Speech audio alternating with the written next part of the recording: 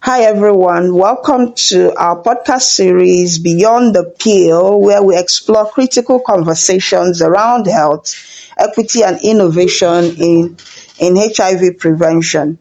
In today's episode, titled Community Perspectives with Network of People Living with HIV and AIDS in Nigeria, we are going to be diving into the future of HIV prevention in Nigeria through the lens of people living with HIV.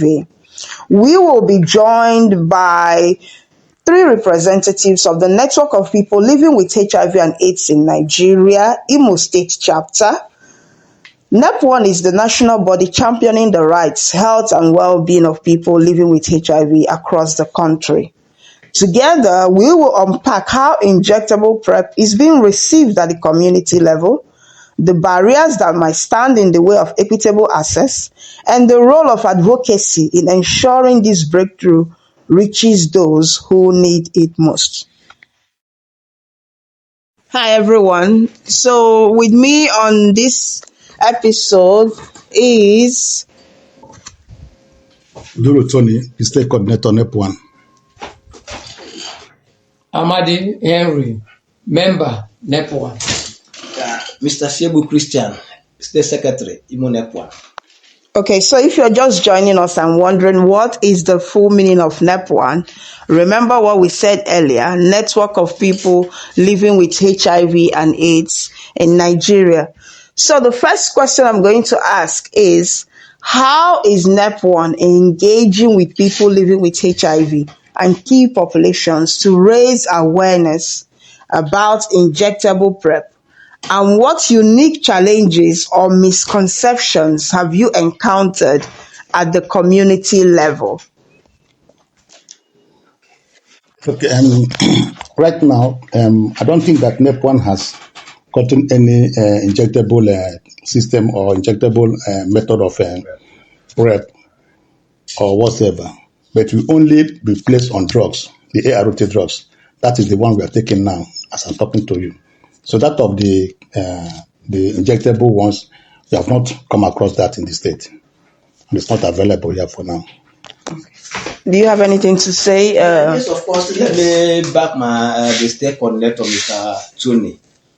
We've been deep in the system, implementing all these programs, but we have never seen where it is applied in Imo State, this injectable PrEP.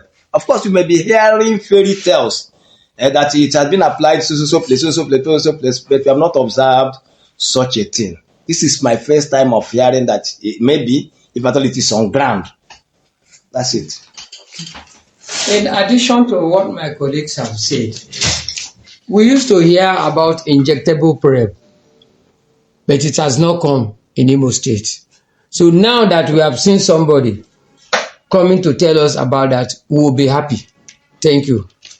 Okay, thank you so much. So the next question I'm going to ask again will be, from your perspective, what are the biggest barriers if this injectable PrEP is released in Nigeria and everyone can use it now? What would you think that will be the barriers, and how do you think networks like NEPWHAN can help bridge these gaps? Now, I think since it has not been used in this state, Imo State, it will not go well because we have not heard about this before. This is our first time to have this. So, coming to start implementing it or making the reason to force about that, I don't think that it will be possible.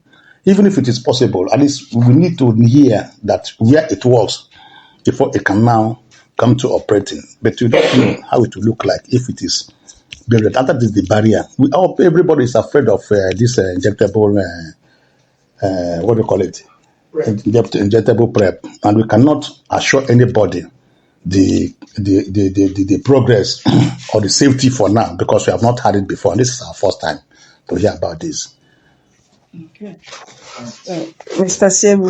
Yes, let me speak on the barriers. Let me tell for some time now, when you tell people to come and do all this injectable something, some people will get afraid. Before people will be there to welcome it, one, there must be awareness. Awareness must be created through NEPWHAN, going into the villages, telling people that it exists, it is true. Secondly, for people to accept taking it, and people must come out to say, we have taken it. It works. It doesn't kill. It doesn't harm. It doesn't do this. So I may say, let there be awareness. Even if there's a workshop for it, I think it should be better. So that when you train people will go into the villages and train other people and tell them out there. Thank you. Mr. Amadi, do you have something to say? Yes, actually, we are only hearing it. But now that we have seen an agency that is coming for it, we'll be very happy if it will come. And then there is going to be a campaign, like the way they used to announce about measles, this and that. If you take it, nothing, and this is what is going to happen, so that people will be aware. Because awareness is very important. You cannot go and convince people without that awareness and knowing what you are into. So we'll be happy for the agency to start first to tell them that this injectable prep, this and it should be free, so that people will not feel that when they come for it, they will be charged. So these are the barriers. All right. What role does NEPWHAN see itself playing in advocating to governments and policy makers for the integration of injectable PrEP into national HIV strategies? Now, we are aware that there was a National Council on AIDS conference that was held in Lagos last month. Do you have any idea if NEPWHAN was in that conference? And based on what we are saying now, what partnerships do you think are most crucial to make this injectable PrEP a reality in Nigeria? Well, this is just a step. We are just on a step level. So we have our head office in Abuja, which we now know whether they have or not. So we don't know anything about that because we're at the state level. We must leverage from our head office to know if NEPWHAN is getting to this or not. That is why it is like that. And coming to the state here, for now, we have not gotten to the state government and the government. We have not gotten to the state government to know much about this. It's only the Abuja will now ask us to do something about that, which will now be able to, get us in touch with the something we are asking of. But we can be sure that with the help of our because there's nothing we can do here without letting them know. They must be aware. And this thing starts from Abuja down to the state levels, and not only in the state. I think other states in Nigeria that will leverage from our head office in Abuja. They are the people to direct us and to tell us what to do, which will not adhere.